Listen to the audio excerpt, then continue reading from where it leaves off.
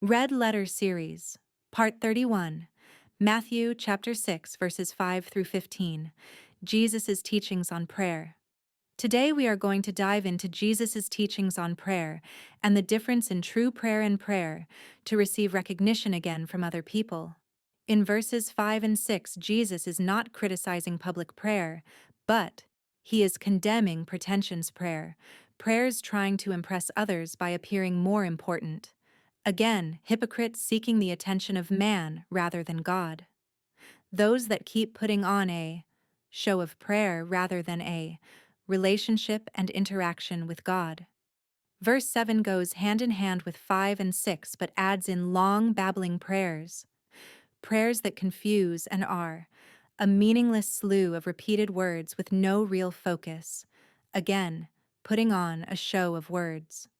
Jesus teaches that our prayers need to be focused and acknowledges God's needed reign in every part of our lives.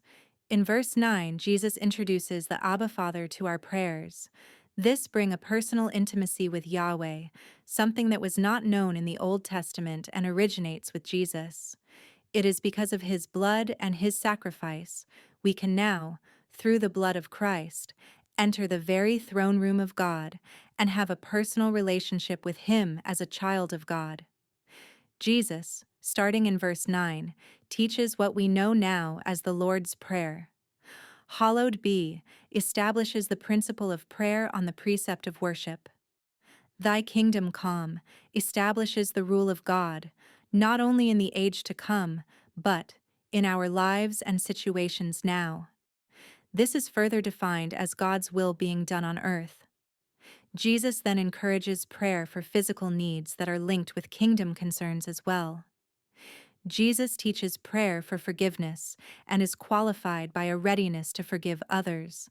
How can we ask for forgiveness, yet hold hatred in our hearts for others that have wronged us? We are to practice instant reconciliation and understand that conflicts cause much greater damage to relationships when left unresolved.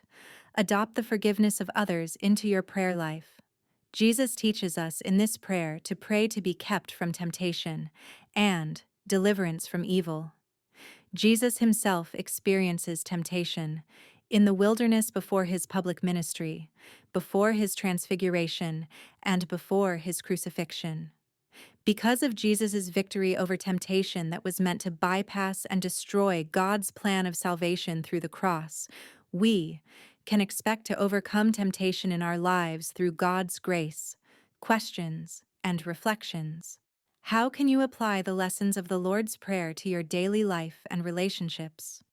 What specific challenges and temptations do you face, and how can you seek God's help in overcoming them? What are the specific ways you can work towards a more holy life and seek deliverance from evil? How can you actively seek God's guidance and protection in your daily life?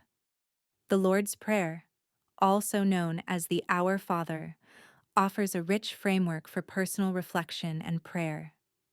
It encourages a relationship with God as our Father, asks for His will to be done, seeks daily sustenance, and reminds us of the importance of forgiveness, seeking protection from temptation and deliverance from evil.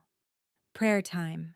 Today we ask that you focus on praying the Lord's Prayer from Matthew chapter 6 starting in verse 9.